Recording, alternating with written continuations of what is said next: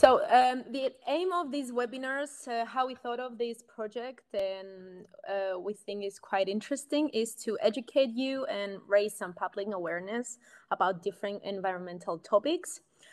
Meet the team behind Enalia, because, you know, scientists like to hide in their place, in their offices.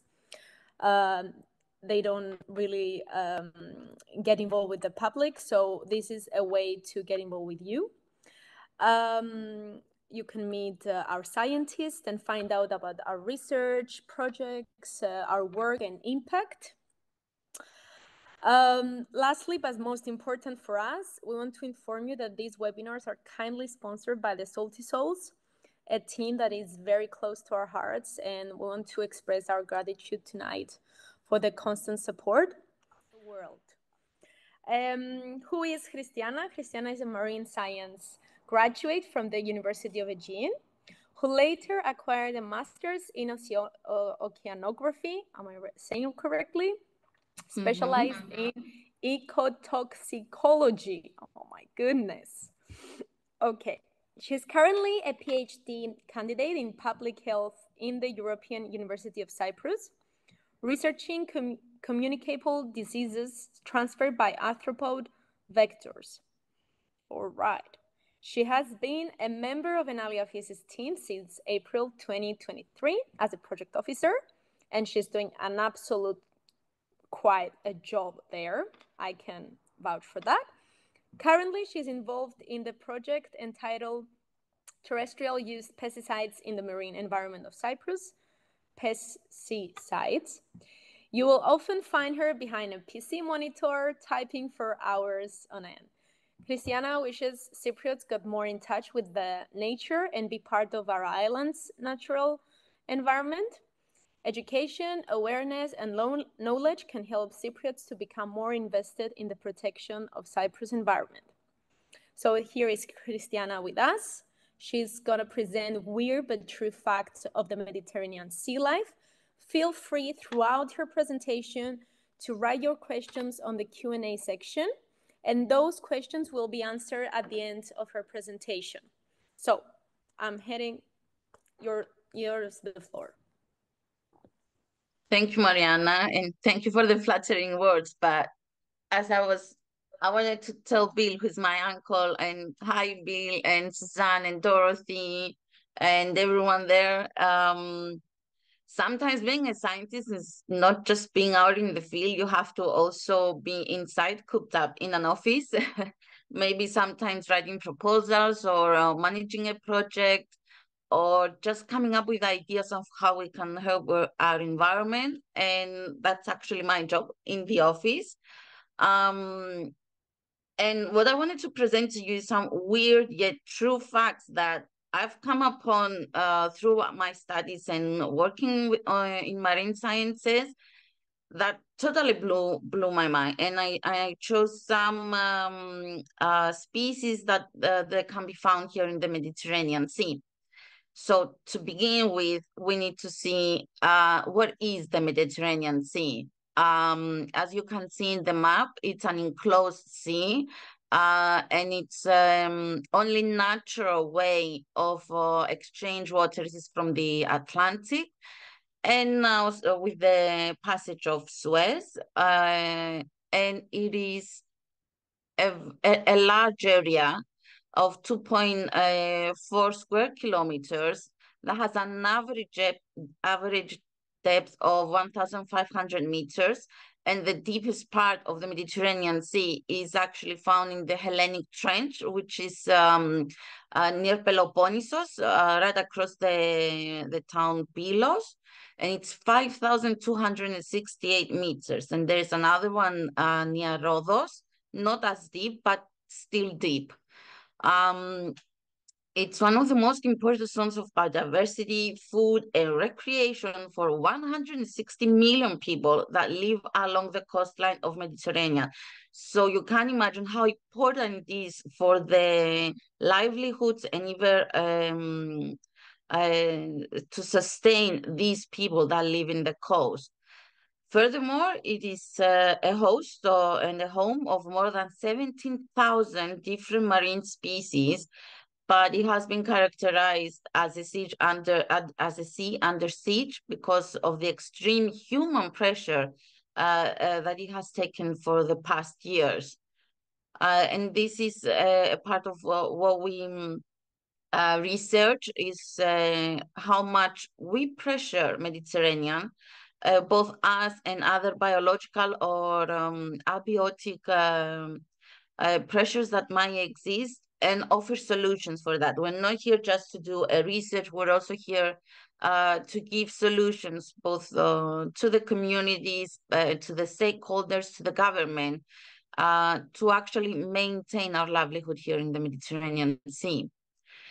So for my first species, I want you to imagine that this is Cluero, okay? I'm just gonna give you some clues and I want everyone to guess what it might be. Some of you might already know these clues, and kudos for knowing it. I just want to tell you that it has profound biological, ecological, cultural, pharmaceutical, and taxonomical significance. Now, these are too many fancy words, but I'm just going to tell you it's a species that you often see on sandy beaches. Everybody knows about it, but not all of you know these facts about this species.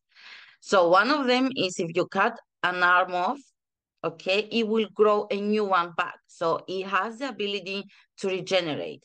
And sometimes some species, they can regenerate a whole body from that cut off arm. So if you cut in tiny pieces, you may have the equivalent of tiny pieces of them as a living organism. Another clue is that it has relations with urchins, sea cucumbers, crinoids, etc. So some of you might actually know what this is. And the third clue is that they consume their prey, which are small animals like mussels or animals that can't get away that much, that live at on the sea bottom, and it feeds outside of its body. And I'm going to show you a video about that later on. So what it actually does, it takes its stomach out and it secretes the acids of its stomach, and it consumes that poor animal out of its belly. And the last clue is that it can be found throughout the whole world's oceans, not just the Mediterranean. It can be found in the tropics, in the Arctics. It can be found in coastal waters, but it can also be found in extreme depths as well. So, do you have any guess of what this is? I wish I had a drum roll, but I don't. So, yes, it is a starfish. Starfish can do all of these things and many more that cannot be filled in one presentation. So I'm going to share with you right now the video that shows the starfish consuming a mussel and how it performs this. It's quite cool, actually.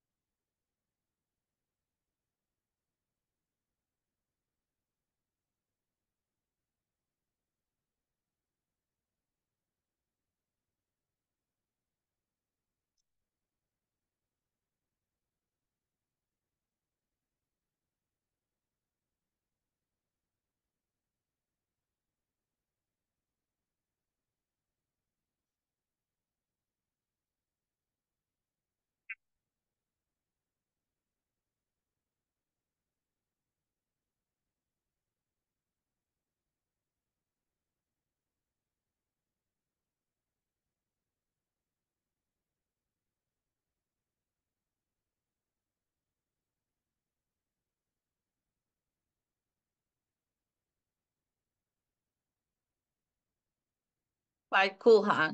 Not so cute now. I'm sorry if I spoiled starfishes for you.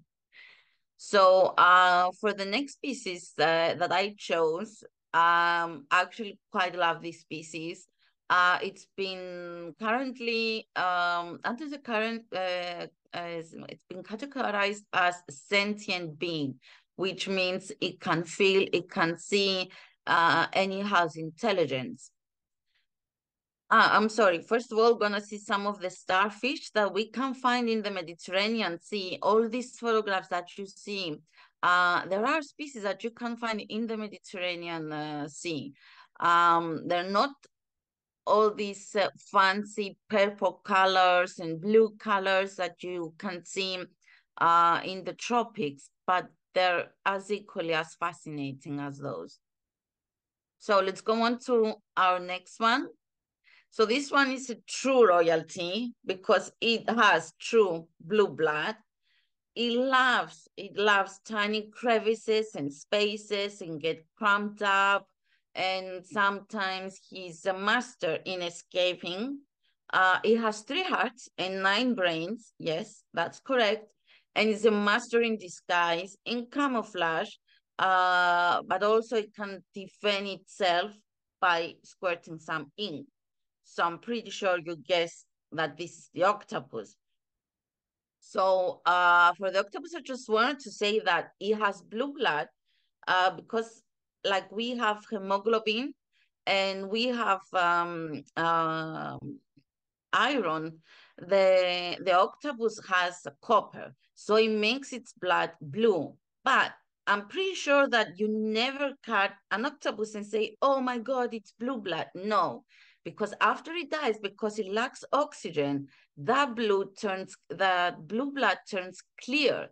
So if you collect it out of the sea and it has passed away, you can witness the fact that it has blue blood. And this is the amazing that many people don't know that they even have blood in themselves. So again, these octopuses, as you can see, they live in the Mediterranean Sea. They're masters in camouflage and to catching prey and defending themselves. They've been recorded. It's been recorded to actually recognize faces again and again, and they have one central brain and then 8 tiny ones for each arm to be able to perform different acts separately. And the heart, it has 3 hearts because it needs 2 of them to pump oxygen into the, blood into the gears, and 1 that controls the whole body. So it's not because it's a monster or an alien, it's because it's useful. And no video here. I'm sorry about that. The next one, this is my absolute favorite species, and it's a challenge for you all. I want you to pick up a pencil and a piece of paper, and I want you to draw it for me what is described below. So it has no brain, no true brain. It has no distinct sensory organs, which means it doesn't have an organ for it to hear or smell or taste. It does it with other ways. When it breathes, unfortunately, it breathes through its behind and it draws in water and then expels it. Its mouth is surrounded by a ring of tentacles, not too large, just tentacles around its mouth, and it devours a large amount of sediment. Sediment is the sand. It's the loose substrate that it lives on. This creature contains a toxin, and when feels threatened, he will spit it out with his digestive system to defend itself or to provide something for its predators to eat or to be scared of in order for him to escape. Well, it's not very fast, but I put this query in the artificial intelligence, and I just want you to know that it created a monster. But it's not a monster. This is the holothurian. It's the sea cucumber, and its closest relatives is actually the urchin. I know it doesn't look like it, but it does. In some countries, it's a delicacy, and they eat it. And for biotechnology and pharmaceuticals, and it has valuable peptides that it can help us humans to be sustained on this earth. So protecting them or utilize them in a manner that is sustainable is crucial, and they can be found here in the Mediterranean Sea. So I want you guys to post on Facebook what you draw about this creature if you had any time, but what AI did, it was a monster. And for the next one, I want you to see some pictures of the holothurians. These are specifically found in the Mediterranean Sea. Not too flashy again, like you can find in the tropics. Not too many interesting colors, but it all has to do with the surrounding environment. As you know, Mediterranean is an oligotrophic sea, which means that it doesn't produce much, but it is a biodiversity hotspot. Here, so many organisms have learned to live together and to adapt within the nature, within the environment of the Mediterranean. Now, did you know that in the Mediterranean Sea, there's a unique yet popular fish that is being cultured very popularly here and you eat it, you consume it, but it is characterized as protandrous. And what does that mean? It means that it develops the male reproductive organs, and they're all born male.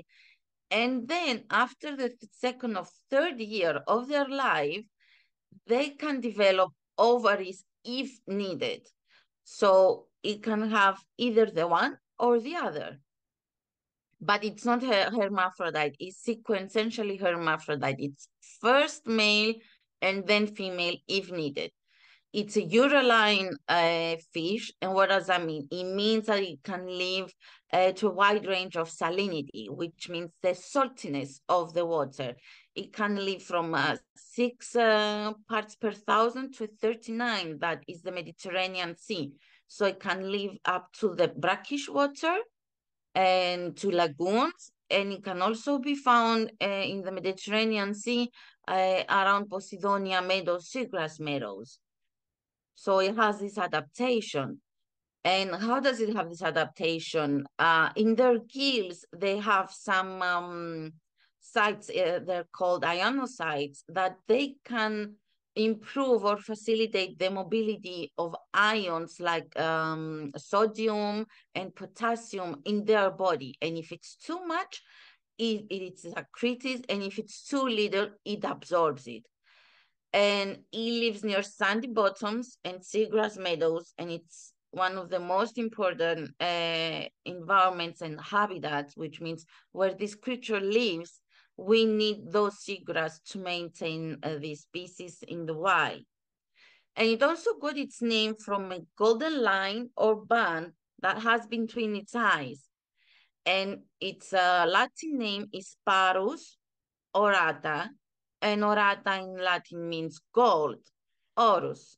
And so it's been called its scientific name from the golden band that it has between its eyes. So yes, it is a Gilhercibrium. Everyone's eaten it. It's delicious. It's been cultured everywhere around the Mediterranean, and you can find it in the Mediterranean in the wild as well, not just from aquaculture. That tiny one, it's called the fry. I wanted to show you this so I can teach you some wordings of what we call the tiny fish. They're called fry after they develop from their larva stage. And now I want to show you some marine species and give you in numbers just to evaluate the richness of Cyprus and our uniqueness.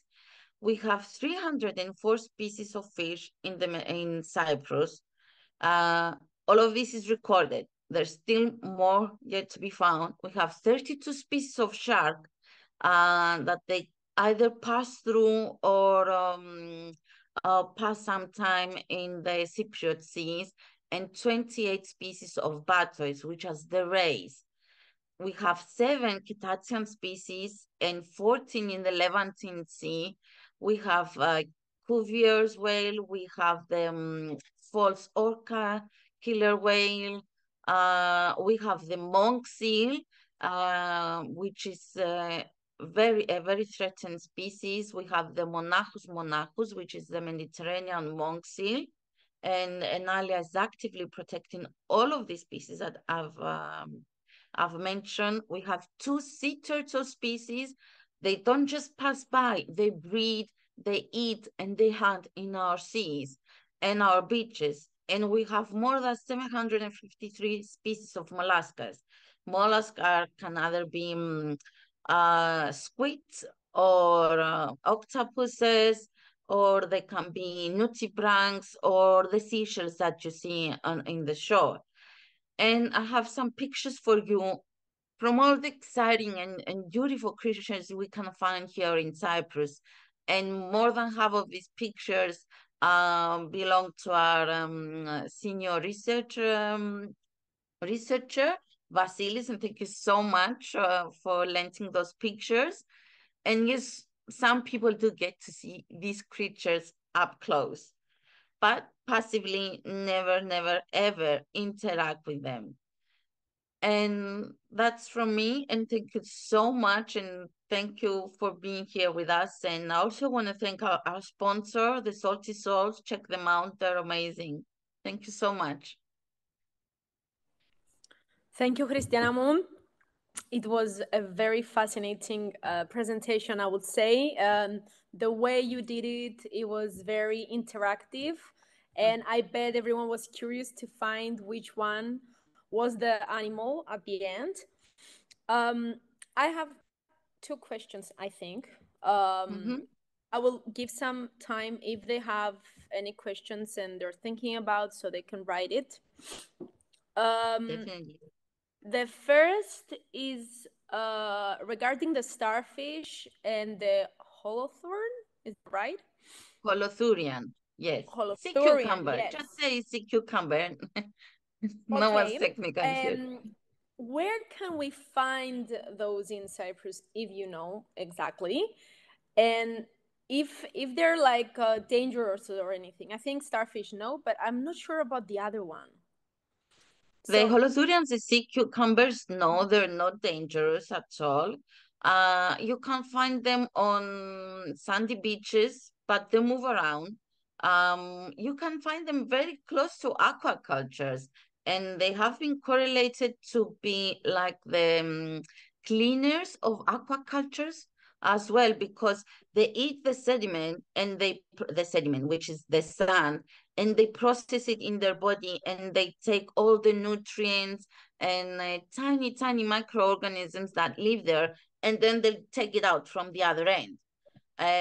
So if you see paths like raised sand, that it's like a path of raised sand, it's usually made by this creature, and they can elongate or shrink their body. So if you disturb them, it might not look so elongated. It might become almost like a sphere, but to some creature, to some species, not all of them. okay. But no, they're not dangerous, and people eat them. Yes, in China and Indonesia, they call it terbang, and it's delicious. It's a delicacy, and it's even reared. It's aquaculture. I know it sounds disgusting. It's delicious. It gives you so many things. I know. I've been in China. I've seen everything. It's fine. I mean, they almost did everything. Yes. Okay, regarding the second question, so if I go with my camera, for example, would you advise not to take photos, not to share these creatures with others, so to protect them, or do you think? I mean, are they threatened by us? I mean, if we do that. Look, they're threatened by our actions, like direct actions, but there are also some habitats that can be threatened indirectly. Like we photograph it because we want to share with the world the beauty, but we may attract too many tourists that they don't have the ethical cultivation on how to be. outside or in the environment, or know how to preserve it. Sometimes we do it too. I mean, you can step on something and say, no, no, no, no, that's an endangered plant that you're stepping now near the shore and on the dune. So we have to be careful. We have to be knowledgeable. So if we're not knowledgeable, it's best to avoid some areas that they have this creature. But I believe in education, and there's no better education than seeing the beauty. And to see the beauty, sometimes you will photograph it and you will share it. And if you share it with a warning, please, some of these, they need some of these species, you can interact with them, or please do not bother them or annoy them or be quiet. If you cannot do that, please stay away within a safe area. Okay, this is what I would advise. Did you have the second part? I don't remember, Mariana. No. That's it. Yeah. Okay, we have a few questions here. So I'm Mm-hmm. gonna start by the first. Susan is asking, is saying, this is all wonderful. Well done. Yes, Which Susan, I area? love you so much. Okay, the question is, which area or beach would you say is the best to see sea turtles in Cyprus? Look, the best area, it's Lara Beach. It's a protected area. It's a marine protected area by a governmental decree. And it's also under the state of Natura 2000, the areas that you can see the turtles. But if you go through the Department of Fisheries, I'm sorry, you're seeing my dogs. I'm so sorry. If you go through the Department of Fisheries and Marine Research, they have sometimes that they can take you with them and release out in the wild the newborns that they have been hatched, the new hatchlings. They take you, they do it like a seminar, and you can go with them. I wouldn't advise to go alone. It's not like the most tourist friendly area. They can also see them in Protaras, but I'm begging you guys, I've seen this all over Instagram. There are people advertising them that you can go on the boats and hand feed the turtles. Do not do that. Sea turtles are wild animals, okay? They have certain preferences in food, and by feeding them, first of all, they can come closer to you when you're swimming, and they can attack you. There have been incidents, but also you can disturb their natural diet. And you pass on germs of them as well that they are not immune, and indirectly you can harm them. So if you see them advertised, please avoid them. Let's go through the legal routes. The DFMR, the Department of Fisheries, has an excellent program for anyone who wants to see the sea turtle. And also you can call them, okay, if you find a dead or an injured individual. And thank you for that question. Let's go to the next one. Okay, we have, what is the most threatened species in the Mediterranean around Cyprus? Um, I would say the monk seal currently, because its numbers, it's so low. Um, we used to have a lot more. Now we have around 22 individuals. Okay.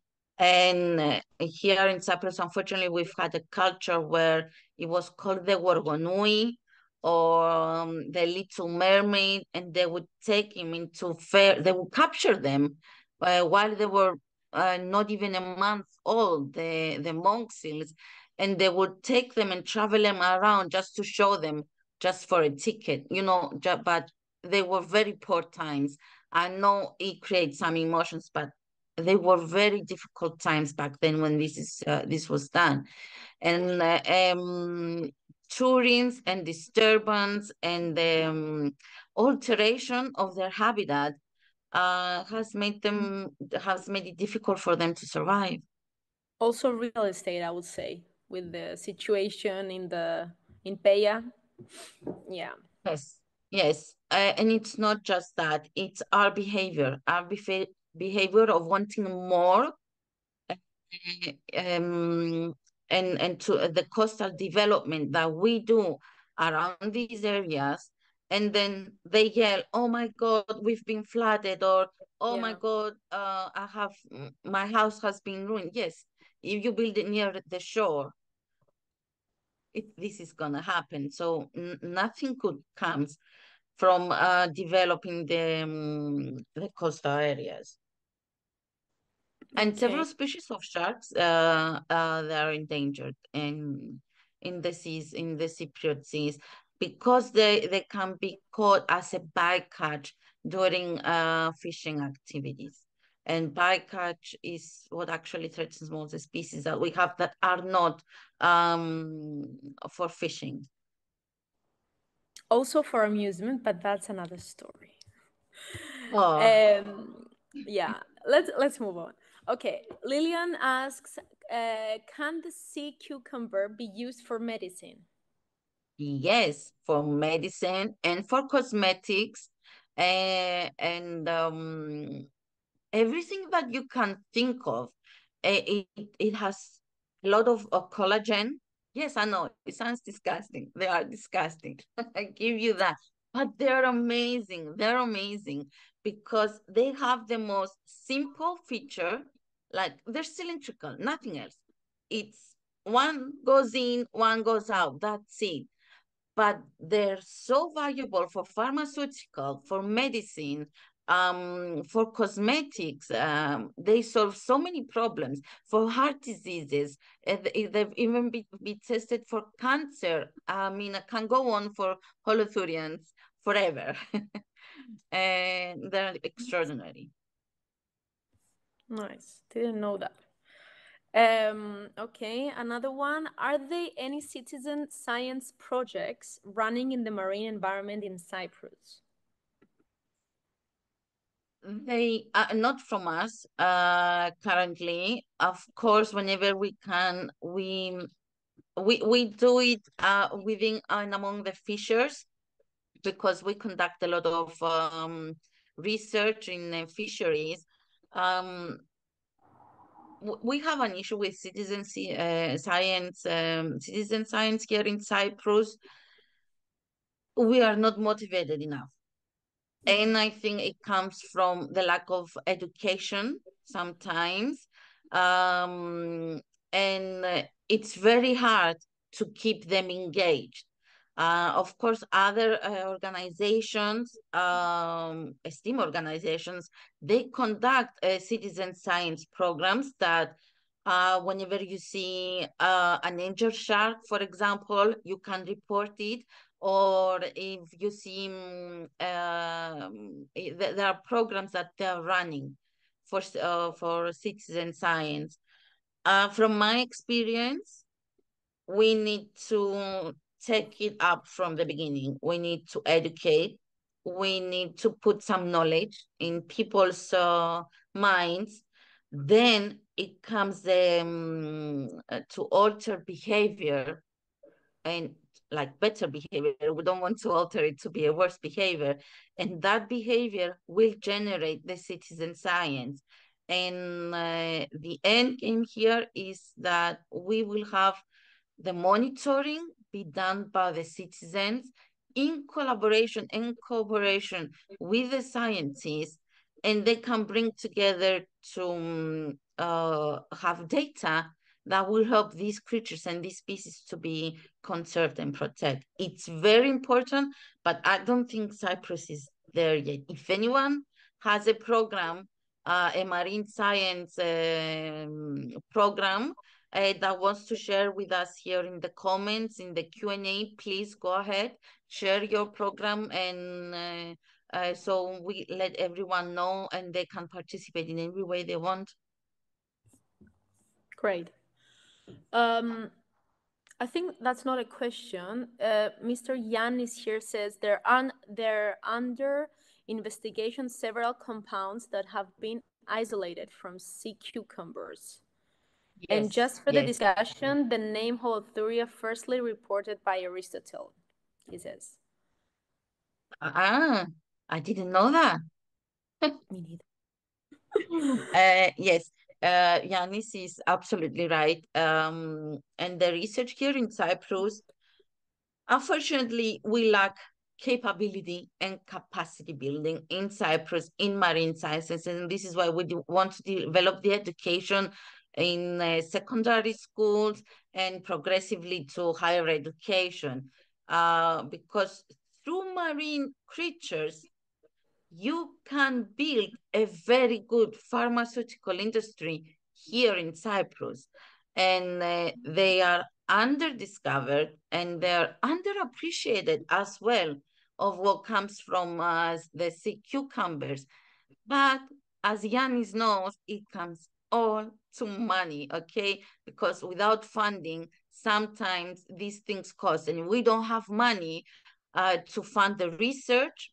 We can't find to what they can help. So it all comes together to that. And thank you, Yanis. Okay. Carlos says, very nice presentation. Do you know of any marine species in Cyprus that is important in the folklore traditions?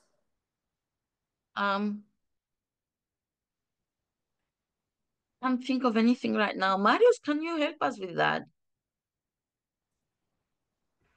I'm not sure. Um, Mary should know. yes, I mean, everything. Pinna nobilis, the fan muscle, A Chistiana. fan muscle that Really? it is endangered.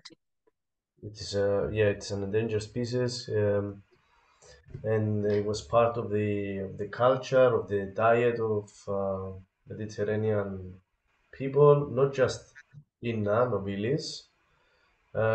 You can find more information about the species on our website. We publish a few press release articles about this species to raise some public awareness and the importance of this species and the endemic species in the Mediterranean Sea. Um, Other species I can think of, the European eel, the anguilla, which is a critically endangered species, has been part of the tradition, part of the diet for uh, through the ancient time. Um, It has been, and the dolphins, you can find them and be drawn since the ancient times, both in Greek and in Cyprus. And the monk seal, it has been found as a reference in Homer's poems. So I think many creatures, because we are islanders, we have them in our culture in general. and also something we forgot, which is quite important of the Mediterranean culture tradition, not just Cyprus, more in Greece, sponges have been used Yeah, for but sponges. Oh, yeah, right. many different purposes, especially for cleaning, bathing.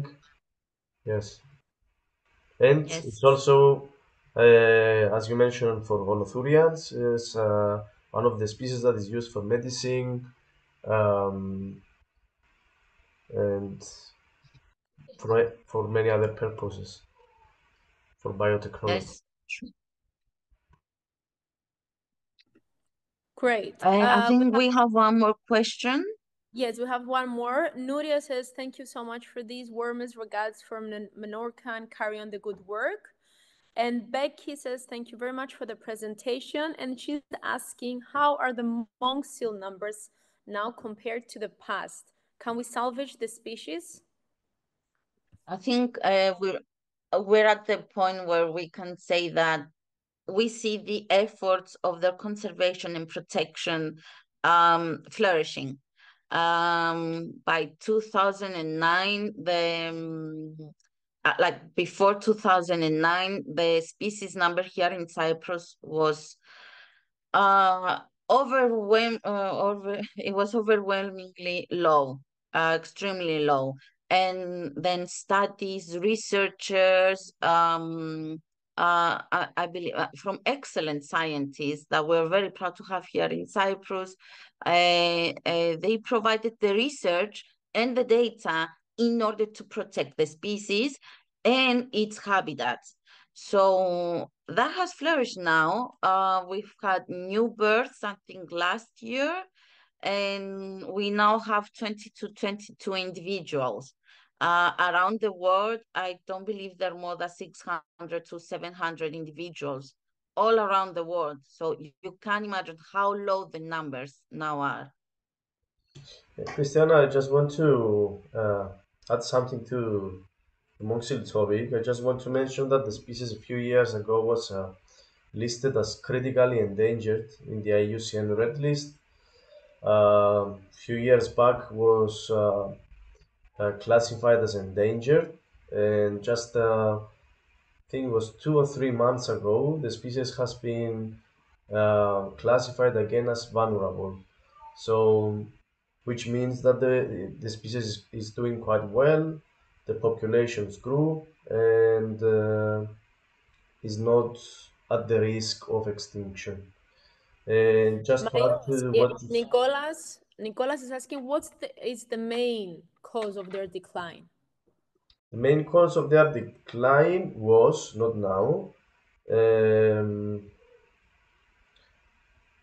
the exploitation, human exploitation for meat, for their oil, for their flesh, their fur. So this was the main reason of the rabbit population of their decline, and People thought it was medicine, their oil, they used also it for as medicine. Yeah. medicine. And as the population grew and took also some space around the coast, then the needs for that also expanded. Mhm. The population grew only thanks to the conservation efforts by many scientists throughout the Mediterranean.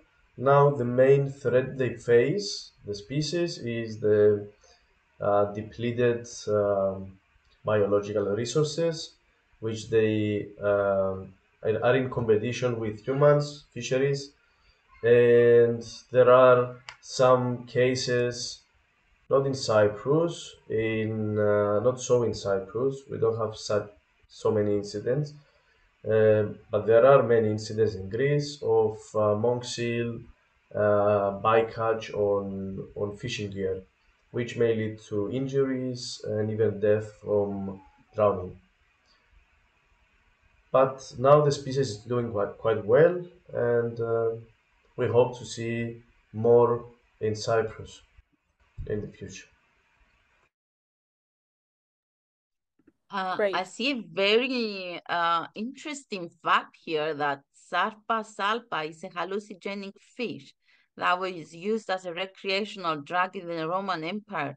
And what hasn't it been used in the Roman Empire? I mean, they used everything and they did everything. If it's forbidden, they did it. Uh, um, but I think we eat this fish, Marius. Yes, Salpa. yes. Yes. Do we get hallucinations or do we have to eat like the liver to get the hallucinations?